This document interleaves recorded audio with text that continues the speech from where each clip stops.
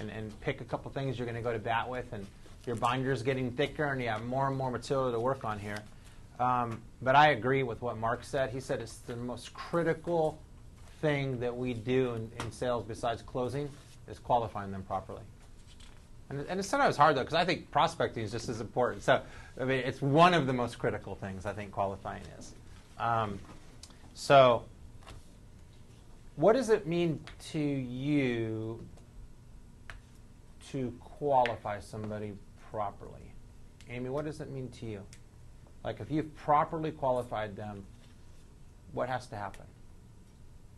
I think if I've actually done my job and I qualified it, then I know the steps that can happen in order to close it. Okay. So I know that there's a pain that I can provide a solution for, that there's an issue that, you know, is a reason why they should be talking to me, but that there should be, at that point, if I've qualified it enough, there, I should be able to see the path to how I'm going to make them a client. Mm-hmm. And also, would you agree that you're going to decide how much time and effort you're going to put into it yourself? Absolutely. Okay, because we can spend a lot of time and mental investment into something, and it's just a waste. Marshall, how about you? What does it mean to properly qualify somebody? Well, it's to make sure that an opportunity that I'm going to spend time on has a potential to yield a sale, like sort of like Amy was saying, but I mean, just necessarily that their mind is open and that they're not just, you know, yeah, sure, yeah, whatever, come talk to me. More so, yeah, I have been needing to do this. I do really want to, you know, bid, et cetera, et cetera. Not that they're just begrudgingly giving you the information or giving you the meeting, but Sure. more so that they're wanting to be a part of it. Okay. Yeah, it's not worth getting into. You should make a note on the top. You do not get into the presentation until they're properly qualified. They might be asking you some questions, but you really haven't earned the right to sell. That's why I titled this Mastering the Qualifying Process and Earning the Right to Sell. You have to earn the right to get to the next step. So you got your prospecting, and after your prospecting, you know, you have your approach or your rapport, and then the qualifying, and then the presentation. And if you haven't properly qualified them, you haven't put yourself in position. You don't even know how to you actually don't know the right way to present until you're properly qualified. Yet so many salespeople make the mistake of getting into the presentation because they go, "What do you got?" Or you're so like trying to get in for so long, and they kind of rush you, they kind of push you, and you get into the presentation and give them all the facts, but you haven't properly qualified, and you've spilled. You guys probably heard you've spilled your guts already. Okay, and you want to hold back some, and you got to hold back some because you know how they need to be sold. So first, fill in the blank on that first page there. It says there are a lot of different terms used to describe the part of the sales process. The introduction is part of the cycle where you ask questions to find a need. So you fill in the word need there. It is the least understood and least talked about part of the sales process, but it's the most important part of the sales process. Sales managers and trainers love to teach closing techniques or answering objections, and you can find thousands of books on those subjects. But no amount of closing or objection answering is going to make someone buy if you haven't found the need. Huge. So this is kind of a big review here today. But I don't think you can cover qualifying enough. And once again, there's the different cycle of the sale. And I want you guys to know through the months we've been working together, we've hit on so many of these different parts of the sales cycle, the prospecting and the pre-approach and building rapport. And now we're hitting the qualifying part, which is the introduction. And then presenting. We did presenting today. And I'm still going to do another session on body language and facial expressions in the future trainings to even get more detailed about when you're selling one-on-one with people, about how those little things make a difference. Closing, answering objections, referrals. We've covered on all these things, but there's definitely a cycle. You need to be polished in all the different areas. Qualifying process introduction is the least understood, like we talked about, and it's huge. So let's get into the first part, which is building rapport. Building rapport is about developing a mutual trust or an emotional affinity. So that's filling in the blanks on your sheet. Building a mutual trust or emotional affinity.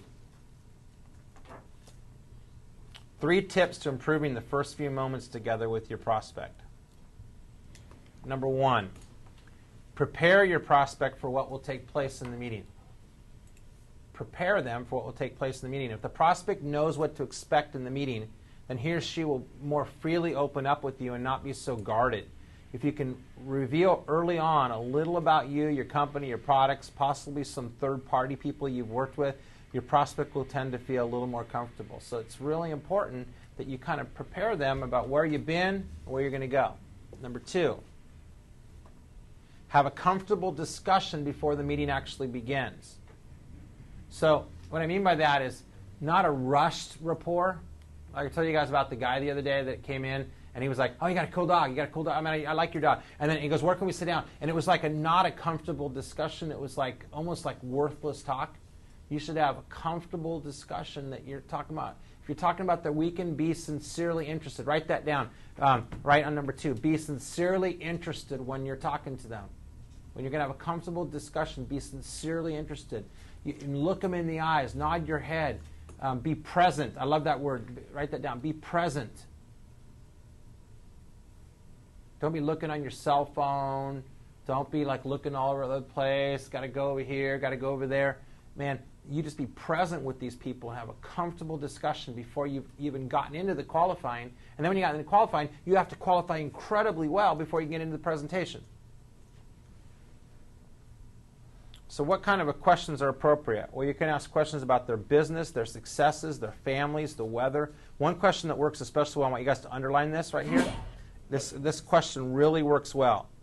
Are you originally from this area, or did you move here from another area? Underline that. That is such a good beginning question. Are you originally from this area, or did you move from somewhere else? Have you been working with the same company forever? Or what other company were you with before? But asking them, are you from this area, been with this company? People will always talk about where they've worked and where they've lived. And if they say, no, I'm originally from here. Oh, awesome. Okay? Then you could talk to me too, or I know a lot of people are from this area. If they say I'm from Kansas, you can bring a personal experience. I know someone in Kansas, and you can have an honest conversation with them. That's a very powerful starting statement that you can have with people.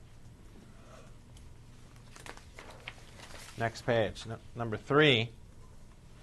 This is awesome. Put a star next to this. This is so huge. Create a no-pressure environment.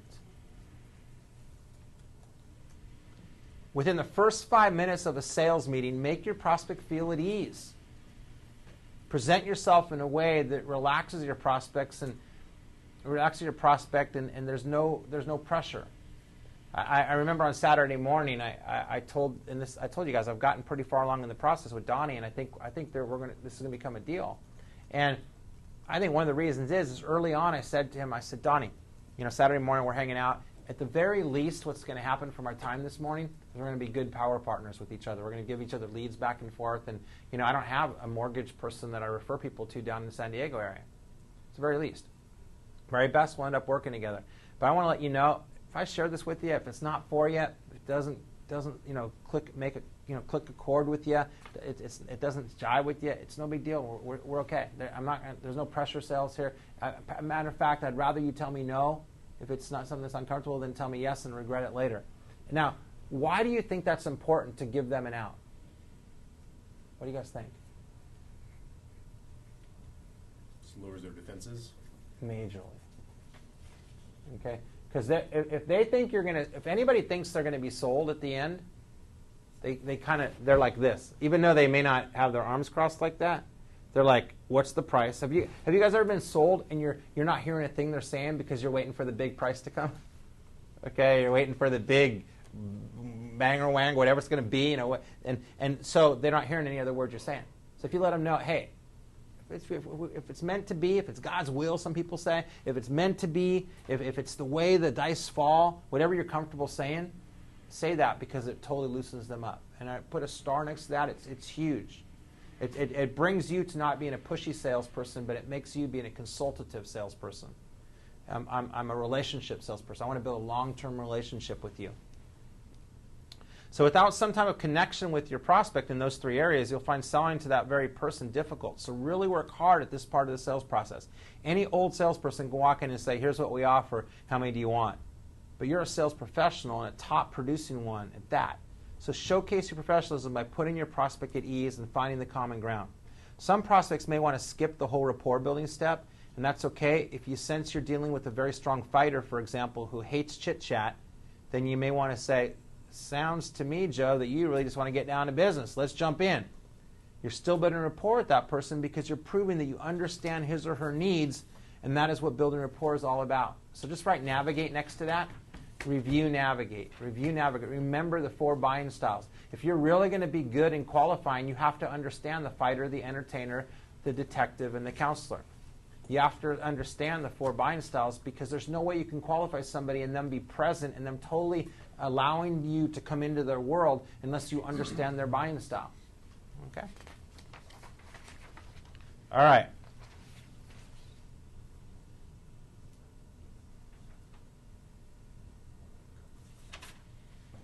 It's all about them. It's all about them. Circle that. So how do you do this? How do you make it all about them? First thing is 3-dimensional names. One of the best ways to find something in common with someone is to talk about someone you know that is common. You can create an immediate feeling of connectedness if you connect 2 people together. So if you can show them a list of names you've worked with, or you can throw third-party names out there, and they go, oh, I know that person, I know that person. Do you guys believe, this is obviously a yes answer, but do you guys believe if they know somebody that you know, it builds credibility? Yes. Okay? It builds trust to move forward. So you should be not only learning this technique, before you go into the presentation, you should already have a few notes down. Who might they know that I know? Now, how can you guys find that out, by the way? What can you do to find out who a person knows that you know? LinkedIn. Are you guys using LinkedIn? Okay, because it's powerful to go into a presentation using the names of other people. And if you get sloppy on that, it's like that could be taking you away from possibly being able to work with them. One of the most powerful questions you can ask is, how do you know blank? Followed up with saying, I know them because. So it gives you some tips right here. Number 2 is have confidence. I talked a lot about confidence again. So just to see if, back 45 minutes ago, what causes confidence? Letter starts with the letter P. Preparedness. Write that down next to it. Confidence will come with preparedness. Totally being prepared.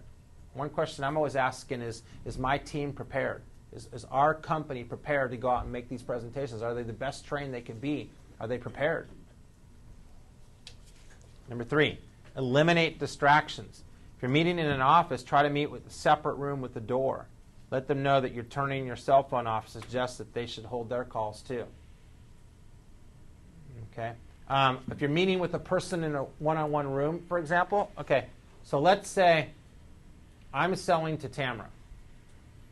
Should I sit where I'm sitting, or should I sit where Tamara's sitting and she sit where I'm sitting? Think about the glass window behind her. Where should the salesperson sit, and where should the person you're selling to sit? She should sit there. Yeah, why is that? So I don't watch everyone going by. Yeah, and you're distracted with things. So being aware, guys, when you make a presentation where you're sitting in a room, if people are walking by and whatnot, you want their full, even if it's only 10 minutes, 20 minutes, you want to have their full undivided attention. So be aware of what they're looking at. Okay? It's a big thing. Mirror your prospect. You guys have heard of mirror match before? Once again, write the word navigate next to it. Sell to them the way that they want to buy. If they shake soft, like if for example, can I shake your hand? Sure. Okay. Nice to meet you. What happened there? That was very limp. Yuck. It was weird, huh? So good. Okay.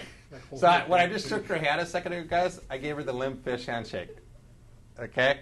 Now, if you guys ever shook somebody with the limp that they shook your hand, it was like either too sweaty, too hard, too soft. Okay. So a simple example of mirror matching is shake the way they shake. So shake my hand. Okay. Now I waited like a quarter second till after you shook, and I shook at the same level you shook. You guys should be early on, and this is, remember, rapport building and qualifying is early on. So you want to do what they do. You don't know necessarily all their tendencies yet. You're starting to learn through Navigate. If they walk up to you and they walk right up and shake your hand, you shake their hand. If they kind of stay behind, you may not want to go right up and shake their hand because then you're being too aggressive. So at the early beginning, you need a mirror match. Okay? Until you know, write this down, mirror match until you know which of the 4 buying styles they are. Until you know whether they're fighter, entertainer, counselor, or detective.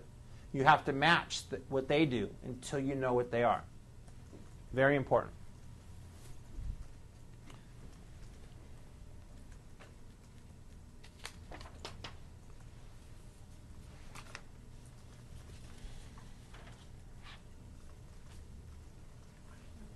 Okay, what it means to have created a buying atmosphere is that you have taken the pressure off your prospect and they feel comfortable with you.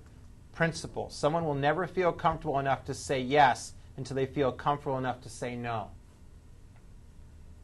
Someone will never feel comfortable enough to say yes until they feel comfortable enough to say no.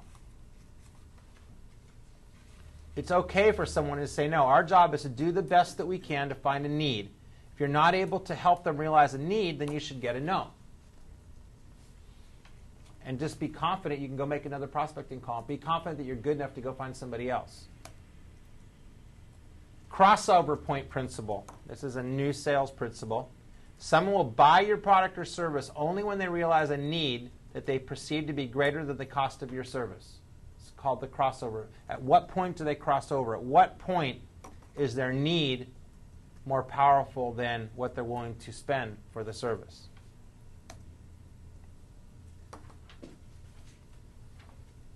Finding a need. Fact-finding stage. People do not buy from salespeople because they understand their products. So I want you to circle this whole thing. This is huge. People do not buy from salespeople because they understand their products, but because they felt the salesperson understood their problems. That's huge. People do not buy from salespeople because they understand their products, but because they felt the salesperson understood their problems.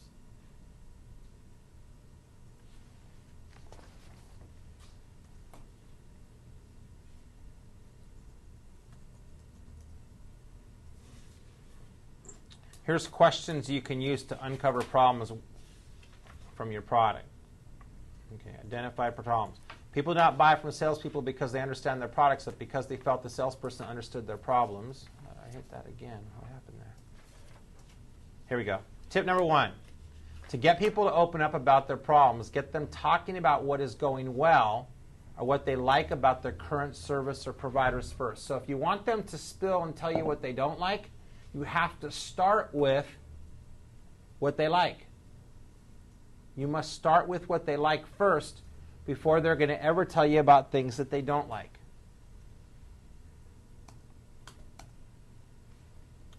If you cannot identify the problems that you can develop into a need, this person might not be a good prospect for you. Top producers learn how to ask very specific, tailored questions geared towards identifying the main problems that their product or service can solve. If they get to a dead end with each of these questions, they know, at least for now, they should just jump ship. These are the questions that explore the effects of the problem and develop the seriousness of the problem to increase your prospect's motivation to change. The ultimate goal is to increase your prospect's perception of the value of your solutions. Number 4 is big. Number 4 is big. Put a star next to it. Elevate the problem to the level of pain. People buy when the pain of the problem is greater than the cost of the solution. People buy when the pain of the problem is greater than the cost of the solution.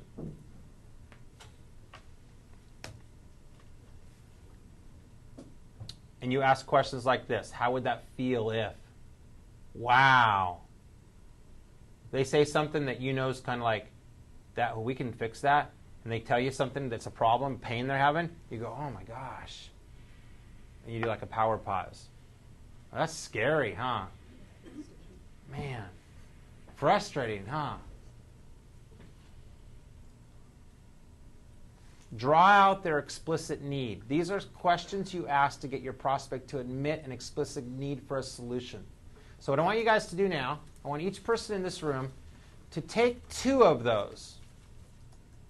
Do you need, and then tie it into an insurance-related question. Or how would it help if we were able to, is it important for you too? I want you guys to take 2 of those and then finish the sentence to your industry. Take 2 of those and finish the sentence to your, if you got time, do 3. But just do a couple of those real quick. Do you think you should? This is how you're drawing out their explicit, you're asking them questions, what their explicit need is. Wouldn't it be useful if? Then finish that sentence. So I'm going to give you guys a couple minutes to do that right now. Take a couple of them and draw it out further.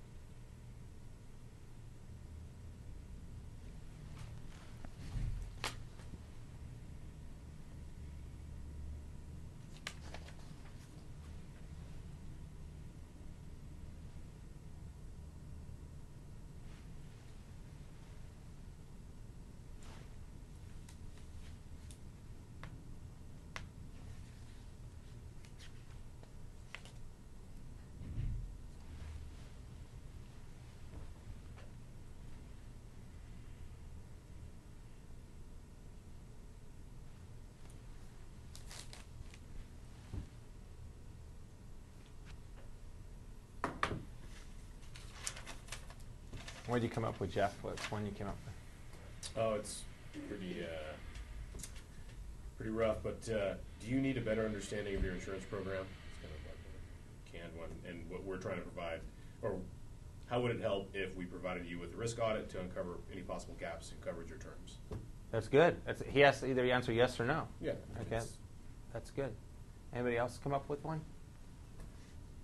One of mine was similar to his was, do you see value in a complimentary audit of your insurance program? Now, did you choose that so you didn't go just straight to price? And the other one was, is it important for you to know what is driving the cost of your insurance premiums?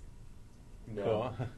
No, I don't want to know. Yeah, I don't care about price. And if they say yes, I mean, it's like opening the door. Okay, now you're opening the door to earn the right to present.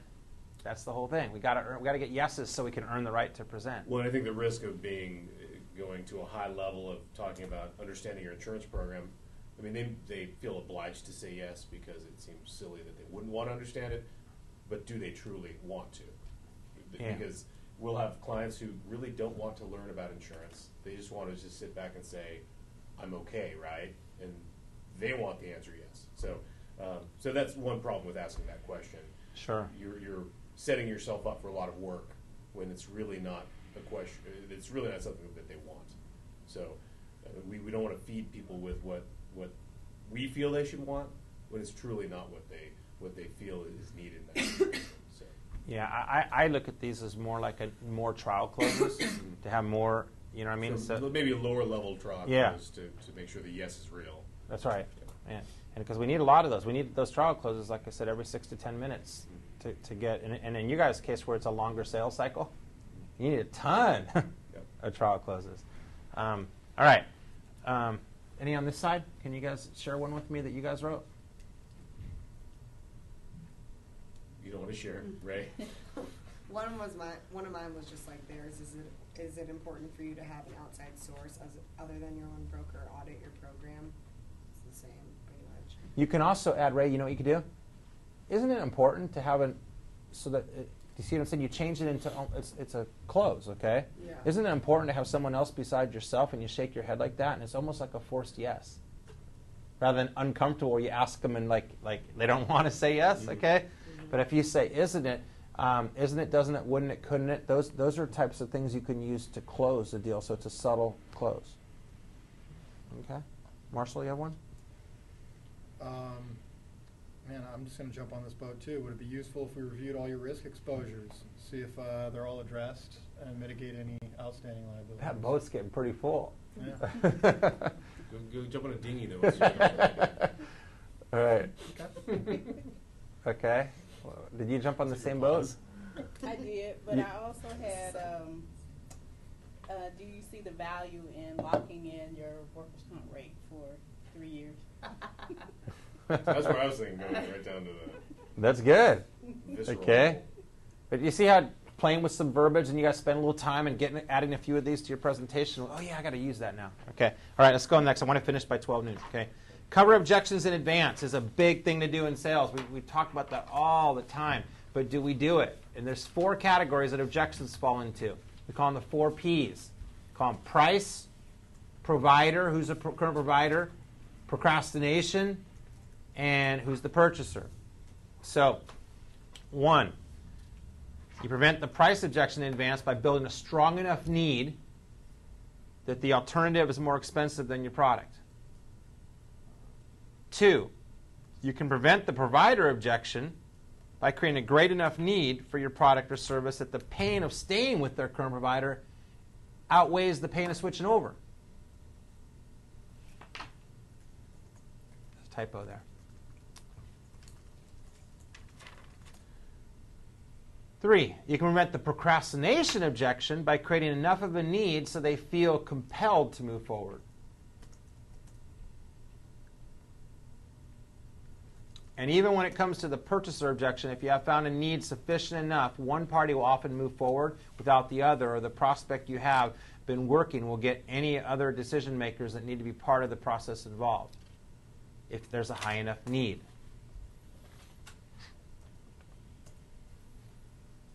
As long as it fits in the budget, would you say that and then you insert the need would be important to you?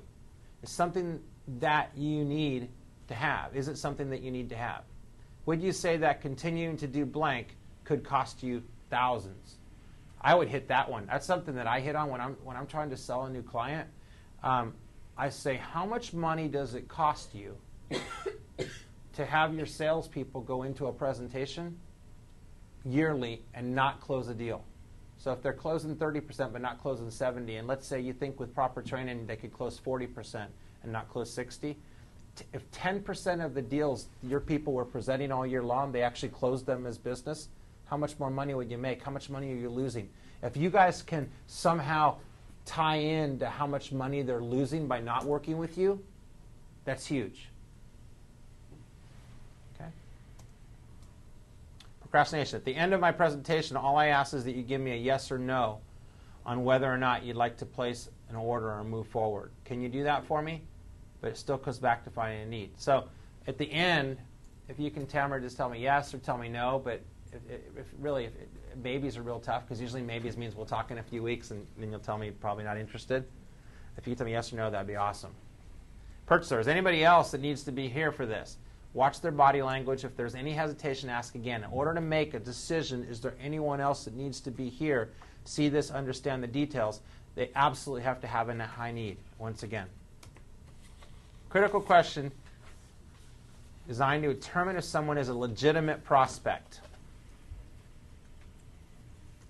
It's beautiful because you simply use your prospect's words and repeat it back to them what they've said in order to find a need, and then you create an if-then question. All you're asking for is that if you can meet these needs with your product or service, then will they commit to moving forward? If blank, if we do this, provide your need, cover your need, then would that be something you'd be interested in taking a look at? Write down next to it, it's called the if-then close. If-then close. If we do this, and it should be fill your need, will you then take a step forward? Will you then sign on the dotted line? Will you then make a commitment to work with us? Will you then set up a meeting with me with the CEO? Can I meet the board of directors? If we do this to fill your need, then would you do this? Almost every time they'll say yes. So you need to use the if-then close in your presentation, in your qualifying even. if you're offering them what they've already told you that they need, what would be their most likely answer to that question? Yes. So I gave some examples here, guys, of real estate, mortgage, insurance. I just played with this a little bit. If I could present you with a policy that would give you the same coverage that you currently have, and I could also get you a rate that's under what you're currently paying, is that something that you would decide on today? Or is that something you could decide on by the end of the quarter or when it expires? If then. Very simple. Right there. Let's circle this whole part right here. If these 5 things have been met, those are the 5 things that have to be met when you're qualifying. If you've built rapport, taken the pressure off, if you've developed a deep need, if you've covered any objections, then it's a pretty good chance that they're going to buy from you if you do all those things. That's huge.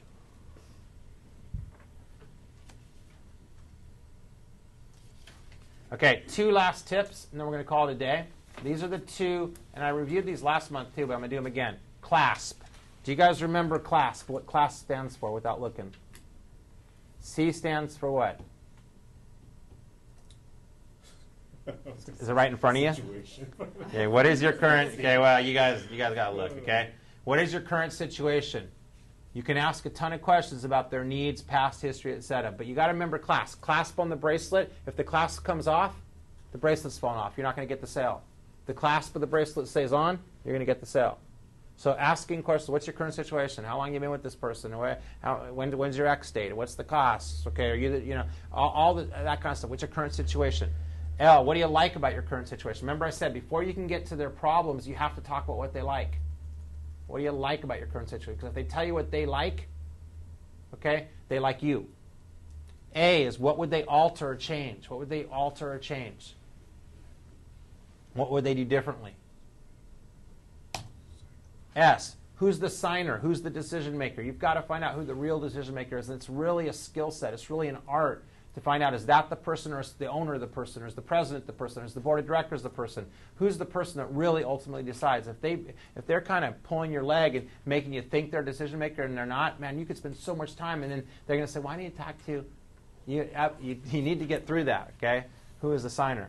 And then last is paint a picture of what it'd be like working with you. So that's where I like to see people get creative, man. If there's things you could put on your iPad or your computer and testimonials and videos, man, get a little camcorder and get people saying, I made a decision to work with those guys and it's been awesome. And if you can help paint a picture of how great it is working with you, very powerful. The last technique is CPR.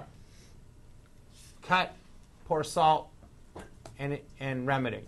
And here, cut means bringing up a topic that you know your prospect's having trouble with, or finding why they're talking to you. Hey, Jeff, what was it that had, we've been talking for months, but you finally agreed to my meeting. Thank you. Okay, I'm just curious, man. We're spending time together for 3 months. What was it that had caused you to come out today? Usually, it's sometimes to get you off their back, but that's deep, deep in the back of their mind. They have a pain. And they may not want to open up too much and really tell you what the real pain is, because they're afraid, I'm comfortable with it. But I'll hear the guy out finally. I'll hear him out. Okay? So your job is to cut open the wound. What's their pain? Pour salt in it is to go, oh my gosh, how does that make you feel? Write that down. How does that make you feel is the main question you ask there. How does that make you feel? Man, I could feel that pain. How does that feel, man? That's a tough one. Ooh. And you're doing, oh my gosh. Ouch. And then, you know what? I've got something we can help you with. That's the remedy. If we do this, then you do this. And there's a little bit more detail I put in the last page there. There's a little bit more detail that gets into a little bit more detail about CPR and how it works and all. But I think we're going to call it a wrap on that. I'm going to ask you guys to definitely review qualifying and get those 5 things down. And I'll see you next month. Thank you. Ciao. Mm-hmm. A lot of material today, guys, so there's a lot to go back and look at and review and do it at your own speed and pace. But